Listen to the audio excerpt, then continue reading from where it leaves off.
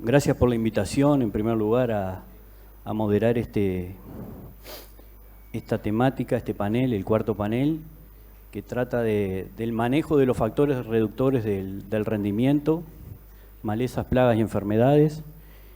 Y bueno, como dice la premisa, esos factores pueden reducir el rendimiento en un escenario actual de variabilidad climática, mayor diversidad varietal, como mencionaré en breve, la problemática de los costos y algo que se ha venido verificando en los últimos años, que es la intensificación en las rotaciones, los menores tiempos de descanso, la mayor proporción de área sobre rastrojo o rotaciones realmente cortas con un solo año de descanso.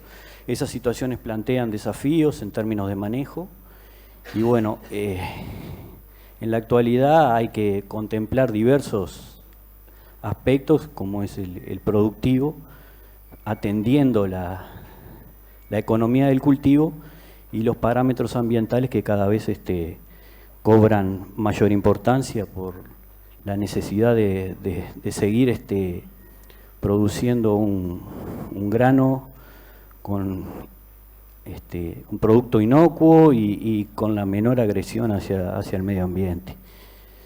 Bueno, concretamente en el tema de las charlas vamos a tener la primera, que es el caso del manejo de enfermedades en un contexto de mayor diversidad varietal y ambiental, a cargo del ingeniero Sebastián Martínez de Iña. En ese aspecto, revisando un poquito lo que son los datos del grupo de trabajo de arroz, la presentación de los molinos, ha cambiado mucho lo que es el espectro de variedades. Cuando se empezaron con estos trabajos, el paso 144 prácticamente, que era el 70% del área cultivada de arroz, se distribuían después secundariamente Olimar y Tacuarí, pero previo a esos datos prácticamente que tuvimos década entera con la participación de dos materiales, 144 y Tacuarí. En la actualidad tenemos un escenario de gran diversificación de materiales, donde en el eje del 20% coexisten entre 4 y 5 materiales. Yo veo que esa estabilidad se va a romper rápidamente, porque con la tasa de crecimiento que está mostrando y las perspectivas que está mostrando Merín, probablemente vayamos a un escenario no igual, pero similar al que tuvimos hace un tiempo atrás. En el caso concreto de las aplicaciones de fungicidas, a la salida de la crisis de principio de siglo, se aplicaba el 10% del área de fungicidas. Hoy llegamos a años del 95, 100% del área. El año pasado bajó, pero esa disminución se explica un poquito por el crecimiento de Merín. Le exigimos al mejoramiento genético que materiales con resistencia, y bueno, hoy lo tenemos, así que bueno, creo yo que el gran desafío es adaptarse a esa situación, y si el uso de fungicidas sobre ese material no se justifica, realmente no hacerlo. En el tema de insecticidas, fue siempre de uso de insecticidas, siempre fue un diferencial en el cultivo de arroz, la poca utilización de los mismos. Estamos hablando de que hace 15 años lo máximo que se aplicaban eran unas 10.000 hectáreas, un 7% del área. A veces hay que relativizar un poco los porcentajes, porque en esos momentos estábamos cerca de las 200.000 hectáreas, hoy estamos en 140, pero llegamos a aplicar en la zafra anterior a la última 22.000 hectáreas de insecticida, que por lo que es mi experiencia a nivel de campo en todos estos años, me he encontrado sinceramente con situaciones puntuales de problemas de insectos. Recuerdo el año 2006-2007 el tema del cascarudo, algún problema con con las lagartas en implantación, pero poca cosa más. Evidentemente en el norte a veces hay algún problema con otros insectos, pero no es la generalidad. Y bueno, también el tema de los insecticidas que se están usando, hay un altísimo porcentaje de las aplicaciones que son con neonicotinoides o con piretroides. Y bueno, en la preservación del sistema de producción de arroz tal como lo entendemos, creo yo que ese es un punto determinante. Y bueno, y por último, en el caso de los herbicidas, y yendo concretamente al tema de la resistencia, hoy en día prácticamente que se aplica el 100% del área arrocera, prácticamente que no se hace en campos nuevos. Durante décadas, el modelo productivo del arroz y las mezclas que se utilizaban tenían la particularidad, capaz que sin darnos cuenta, de ir en contra de las posibles apariciones de resistencia. La triple mezcla, las rotaciones más largas, todos eran factores que favorecían la no ocurrencia de esos problemas. Hoy en día, con la intensificación y la simplificación de algunos modelos productivos, ha llevado a la aparición de esos problemas. Entonces, es un gran desafío encontrarle la vuelta a convivir con esos nuevos modelos sin expandir el problema actual.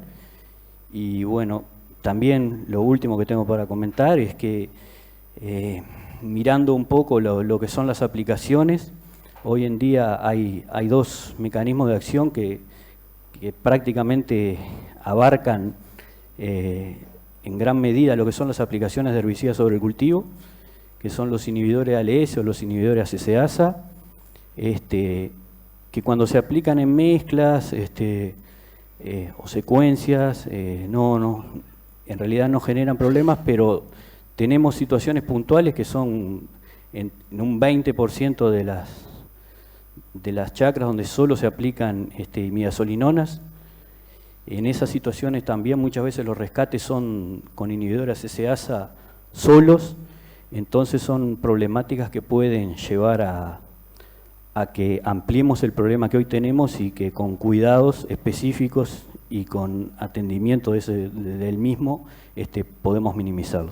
Así que sin más, le doy la entrada a Sebastián. La idea de esta tarde de mi parte es dar algunas puntualizaciones sobre el manejo de enfermedades en el contexto actual. Emiliano muy bien explicaba qué ha pasado y ahora vamos a ir repasando en estos últimos años el nuevo contexto varietal, el contexto de uso de suelo y cómo eso está cambiando alguna de las perspectivas de lo que era el manejo de enfermedades que veníamos divulgando en los últimos años y que seguramente continúe con algunos cambios de aquí en adelante si se cumplen los pronósticos del aumento de área de algunos tipos de cultivares, básicamente los cultivares de alta productividad y resistencia piricularia, que era uno de los temas acuciantes del brusón en los últimos años. Entonces, esas perspectivas actuales son de alta diversidad varietal, ahora vamos a ver algunos datos, y básicamente tenemos dos grupos, más allá del tema de rendimiento y calidad, para el aspecto que ahora vamos a comentar, que es el de las variedades resistentes o no resistentes a brusones. También esto viene acompañado de una intensificación del uso del suelo y por ende de los problemas asociados a ese manejo de enfermedades, que son las de siempre, pero con agravantes, digamos.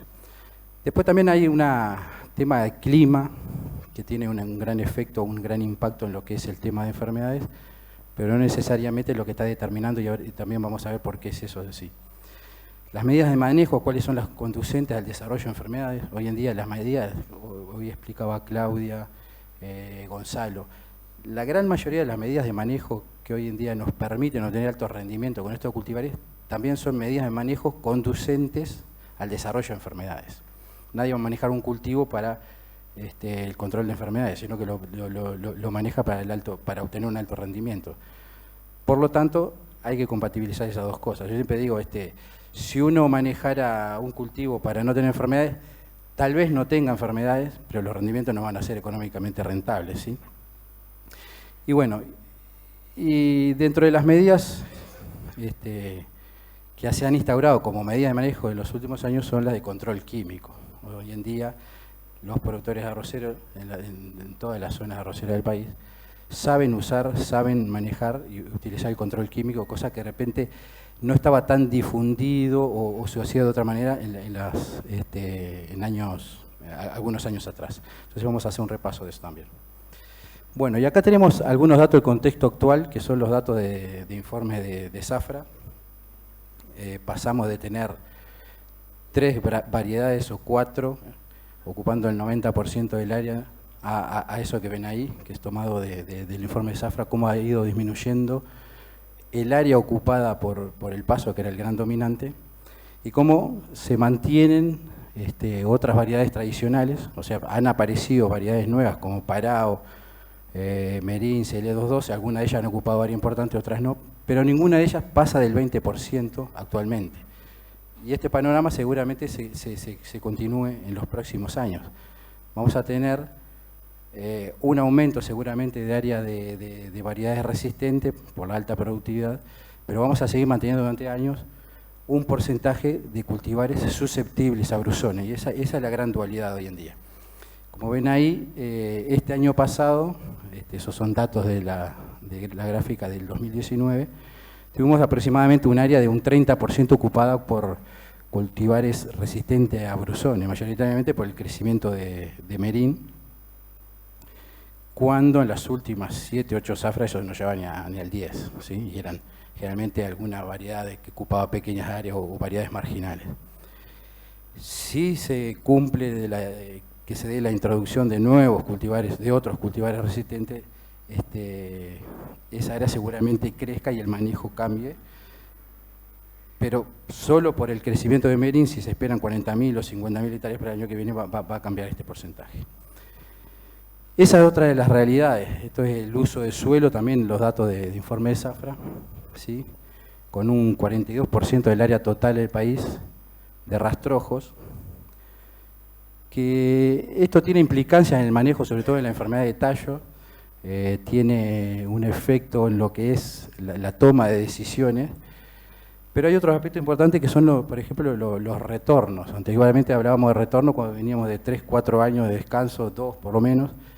Hoy en día mucho de eso que está encubierto en retorno es año por medio, ¿sí?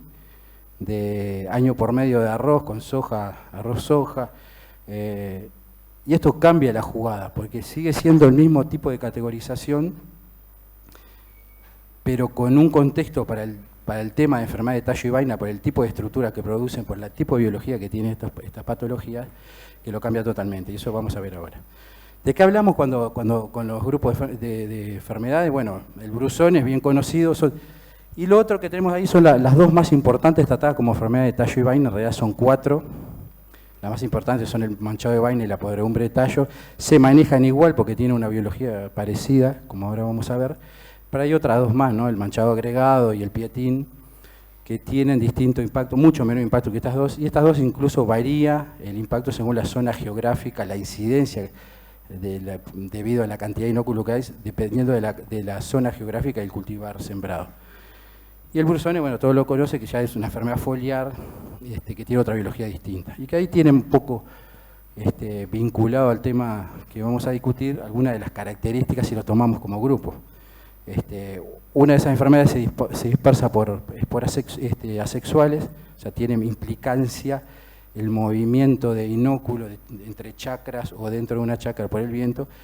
En cambio, el inóculo de enfermedad de tallo está en el suelo, y esto tiene gran implicancia con lo que te decía anteriormente. Generalmente esas estructuras tienen vidas medias, que le permiten durar años en el suelo. Cuando hablábamos de retornos y le dábamos tiempo para la muerte de ese inóculo, con retornos más cortos y con mayor porcentaje de rastrojo, lo que estamos haciendo es favorecer la producción de ese inóculo. El tema de brusón es distinto, va a estar, siempre está, eso es lo que siempre le digo. No esperen, si se dan las condiciones ambientales, brusones siempre hay inóculo. El inóculo primero que decía, en el suelo para uno, en rastrojo u otros cultivos, ahora vamos a ver algunos datos más. Brusones, las epidemias están determinadas por el clima, por eso el clima es tan importante. En la enfermedad de tallo y vaina no tanto, aunque puede favorecer la alta humedad y la infección lateral. Para Brusone, como decía, tenemos cultivares resistentes. En algunos lugares se habla de tolerante, pero la selección genética aquí que hacemos en Iña es por resistencia o no. No liberamos o no llevamos adelante cultivares tolerantes, que son aquellos que se infectan, pero tienen un margen de daño económicos tolerable. La selección, los cultivares que son liberados por Iña son o resistentes o se eliminan por susceptibles. En cambio, en la enfermedad de tallo no tenemos cultivares resistentes. Hay algunos tolerantes, pero como todo, ¿no? Es como decir, ¿cuánto tolera usted de pérdida? Y bueno, y acá hay una cosa que difiere de lo que es el manejo de insecticidas y herbicidas. Tenemos un control químico referido al tipo de cultivar y según la variedad si son susceptibles o no. Bueno, principal medida de manejo siempre divulgamos la resistencia genética y es en lo que se basa esta charla. Tenemos cultivares resistentes hoy en día como a Brusone, como Merín, básicamente, pero también CL212 y Paraguay, el área marginal, y vamos a tener todavía cultivares importantes, con áreas importantes como Limar o Gurí en los años venideros. ¿Sí? Esa es una tabla sacada del manual de manejo de enfermedades de Iña que publicamos hace un par de años, y ahí tienen un poco la diferencia entre lo que es la resistencia, no solo en Brusone y para enfermedades de tallo y vaina, no solo en hojas, sino también en cuello. Ven que hay diferencia, todos lo saben, por ejemplo, el caso de tacuarí, que es raro encontrar manchas, pero tiene ataques en cuello grave. Y luego hay otro degradé de lo que es tolerancia o susceptibilidad para distintas enfermedades, por lo que es, por ejemplo, por hombre de tallo y manchado de vaina, en que ven una diferencia ahí, sobre todo entre japónica e índica. La índica, por lo general, son más susceptibles o son más dañadas por hombre de tallo y la japónica por el manchado de vainas.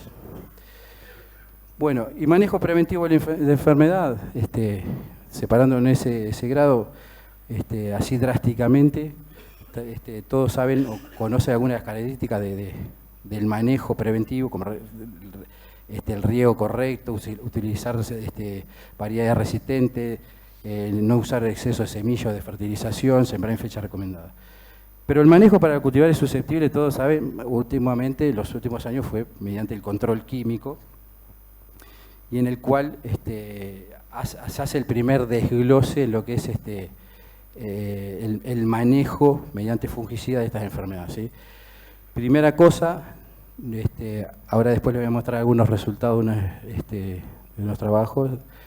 No recomendamos la aplicación de fungicidas para control de Brusone en estos cultivares resistentes. Es una consulta que se nos ha hecho en los últimos 2 años, sobre todo por ser las variedades nuevas, por no tenerse información, ¿sí? Si es necesario el uso. No es necesario la resistencia a Brusone en estos cultivares, viene dada por genes que no depende esa resistencia o su quiebre por el uso o no de un fungicida, eso queremos que quede claro. Y sí, en las cultivares susceptibles hemos cambiado, creo que ya de hace 6, 7 años, a un manejo preventivo y no activo sobre la aparición de la enfermedad, y que es esa fotito que ven ahí, la habrán visto en algún otro manual del momento óptimo de aplicación de un fungicida preventivo y que es recomendado para variedades como Limar, El Paso, Tacuarí. Y que tiene que ver con la movilidad de los fungicidas que tenemos hoy en día, que ahora vamos a ver después, del momento que hay que aplicar para que ese fungicida pueda entrar. Hay diferencia entre grupos químicos y la velocidad de entrada, pero cuando la panoja queda expuesta, digamos, cuando emerge completamente y está expuesta a la infección, que nosotros hayamos logrado con el tipo de fungicida que tenemos hoy en día, que ese órgano esté completamente cubierto.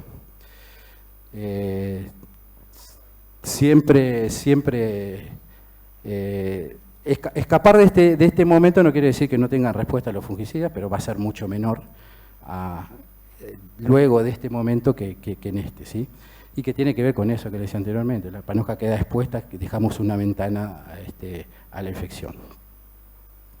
¿Y dónde sale esto? Bueno, este es un artículo que publicamos ya hace unos años, en el que hicimos toda una revisión de un montón de ensayos de la época de Estela Ávila y nuestro, más de 90 ensayos de control, con 1 o 2 aplicaciones de Brusone, y lo que ven ahí es el primer desglose de qué pasa, cuál es la respuesta relativa al rendimiento con 1 o 2 aplicaciones de fungicida. Si seguimos como ven, el rendimiento relativo indica que hay un 14 o un 20% de aumento de rendimiento por una o dos aplicaciones. Pero no hay diferencias entre ellas. Cuando empezamos a desglosar los datos que están ahí adentro, encontramos varias de las cosas que son lo que recomendamos para el control de brusones. Sea una o sea dos aplicaciones, siempre está la aplicación que gobierna la respuesta a un fungicida es la primera. Si la primera está bien hecha, que en el movimiento que le mostraba anteriormente, la segunda va a tener respuesta. Cuando ya hacemos una aplicación tardía o fuera de fecha, la segunda va a ser siempre con una cuestión activa, o sea, para responder a una infección. Y ese es el momento, o sea, cuando desglosamos los datos, encontramos en esos experimentos que habían aplicaciones sobre síntoma, en este momento que le decía preventivo, y luego entre 15 a 24 días posteriores a la primera aplicación. Y cuando desglosamos esos datos encontramos que fuera de los 15 días de la primera aplicación no encontramos mayor respuesta y generalmente lo que hay es un aumento de la enfermedad. Y esas son las recomendaciones. Una aplicación en el momento óptimo lleva una segunda aplicación por el tipo de fungicida que tenemos hoy en día, no más allá de 2 semanas posterior a la primera. Como todas las enfermedades, ¿no? Cuando tenemos más de una enfermedad para elegir, ¿sí? o riesgo de más de una enfermedad, lo que a uno le va es la de más riesgo, que en este caso es el brucone. Hoy le decía sobre el clima, ¿qué impacto tiene? Bueno, el clima es determinante. Esto que ven acá es lo de monitoreo de brucone en charqueada, el punto rocío, lo que ven los circulitos anaranjados. Esto fue entre el 17 y el 30 de enero de este año. Ven todos los círculos anaranjados que hay. Esos días, esas noches fueron cuando se logró punto de rocío con la cantidad suficiente de horas como para provocar infección. Esto es lo que pasó este año en charqueada. Hay no sé cuántos puntos, como 10 o 12 días en menos de 20, en 14 días de diferencia, ¿sí? Yo siempre digo, si se dan las condiciones climáticas, infección va a haber. Y clima, un año más, un año menos, siempre tenemos noches en las que existe punto de rocío, y por lo tanto, esto es lo que utilizábamos en el monitoreo para ver los factores de riesgo para la decisión de aplicación. Clima va a haber siempre, a veces más, a veces menos, y pericularia va a haber siempre. Esto es un trabajo que, sin importar lo que es el árbol ese de distancia, estos son patotipos de pericularia en Uruguay que venimos estudiando hace años, estamos terminando el trabajo. Donde ven la flecha anaranjada, ese es el patotipo del arroz. Ven que es un grupo bastante pequeño, o sea, con menor variabilidad genética, pero eso alcanza para que haya pericularia en Uruguay. Hay 2 linajes grandes. Sin embargo, ven que hay otros grupos más grandes, por ejemplo, el de raigrasa es mucho más grande.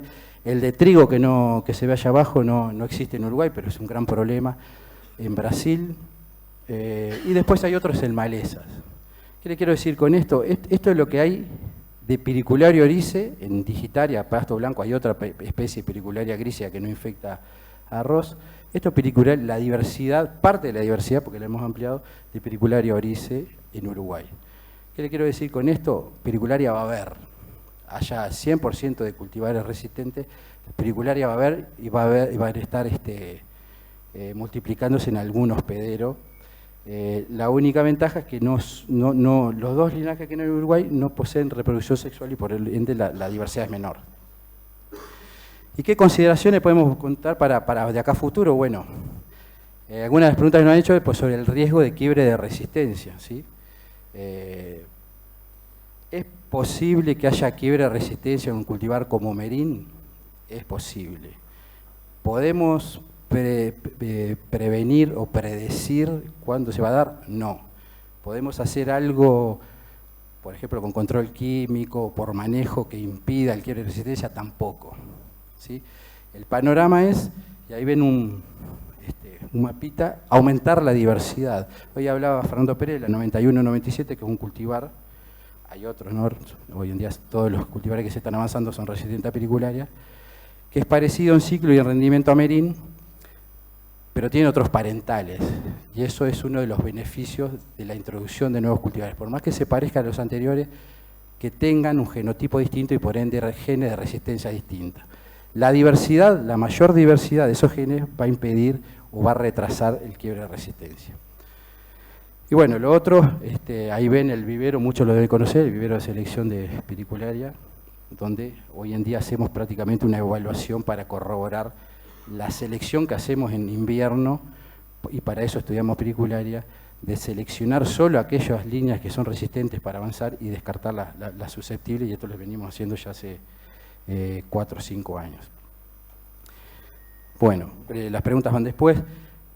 El otro tema es de los cultivares que son, sí, voy a apurarme un poco, sobre los cultivares que son resistentes a brusones, y que hoy en día es uno de los temas, como Merín, lo que es el manejo para enfermedades de tallo y vaina. Esta es la enfermedad que le decía, estas enfermedades, porque son varios patógenos, que producen síntomas distintos, están favorecidas por el uso intensivo del suelo, ¿sí? La intensificación que hoy en día estamos observando. ¿Por qué? Pues esas estructuras que ven ahí, que quedan en el rastrojo, con vidas medias de 2 años, o sea, dejamos 100 esclerosios, dentro de 2 años va a haber 50 vivos, eso quiere decir la vida media. Varía entre una especie y otra, pero aproximadamente por ahí. Quedan en el rastrojo, quedan en el suelo, y las medidas de manejo son bastante, o las medidas de disminución de ese inóculo son impracticables, porque son o inundar en invierno el suelo durante tiempo prolongado para que fermente los residuos orgánicos, para que la anaerobiosis mate ese inóculo en un momento de susceptibilidad, o el quemado de paja o el enterrado profundo de restos. Son todas medidas que hoy en día son costosas, son impracticables, están prohibidas, ¿sí? Existen variedades tolerantes pero no resistentes a esta enfermedad, ¿sí? Merín y Parao son los casos que decimos dentro de las variedades resistentes a brusones. 212 se comporta como un olimar prácticamente, o sea, es más susceptible que un Merín.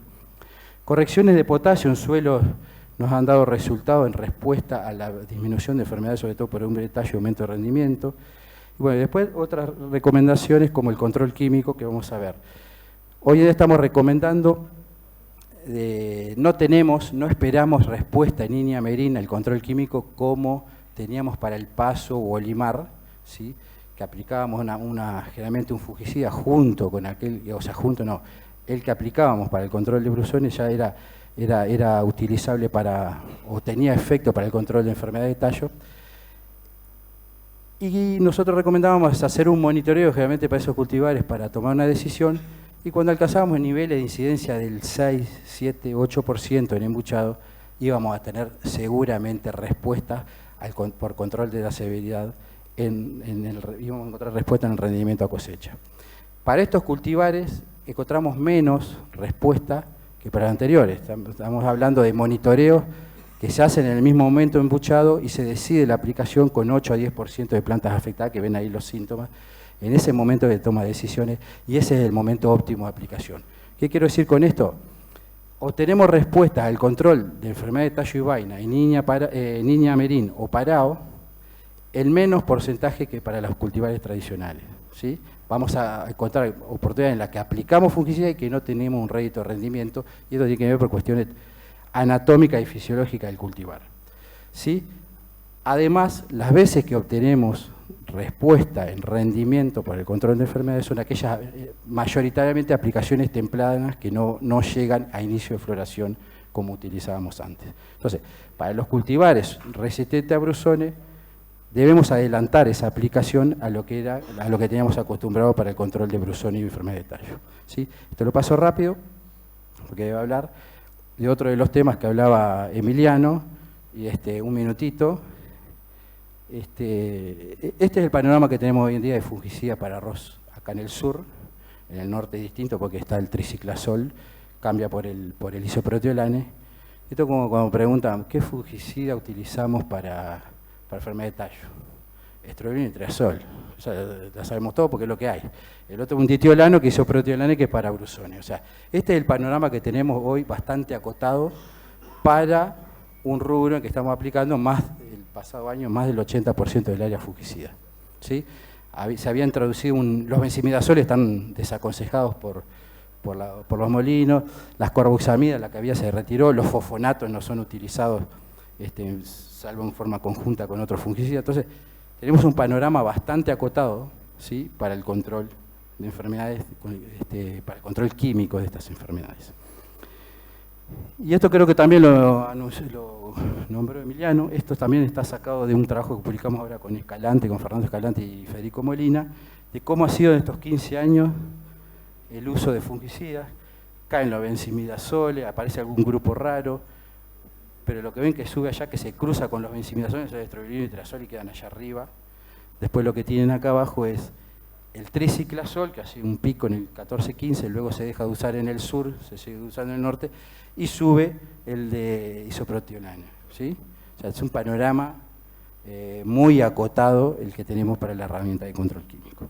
Eso lo paso y pongo esta laminita que me gusta porque queda linda, que ese es el panorama, esto también sacado del manual, de cuándo tenemos la aplicación recomendada para el control químico en los cultivares susceptibles a brusones, donde vamos a ir a brusones y enfermedad de tallo, y vemos que tenemos un momento más largo de respuesta fungicida para enfermedad de tallo y vaina, pero siempre recomendando lo que decía anteriormente, tenemos momentos de mejor respuesta, ¿sí?, en aplicaciones temprano para Iña Merino parado, que lo que teníamos para otros cultivares. Y ya terminando, una consideración acá, Santiago Fariña ahora les va a hablar.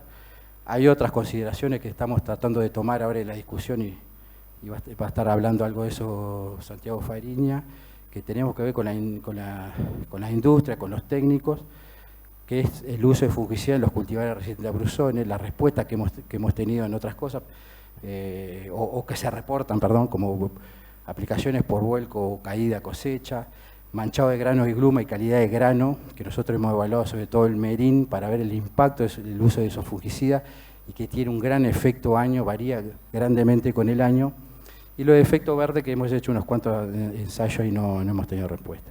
Y termino porque ya estoy pasadísimo, la propaganda, tenemos eso es el manual que ya lo deben conocer hace 2 años, pero desde el año pasado tenemos una app que es para control y manejo para identificación y manejo de enfermedades que de acá de Iña. Y bueno, disculpe que tuve que apurarme, muchas gracias.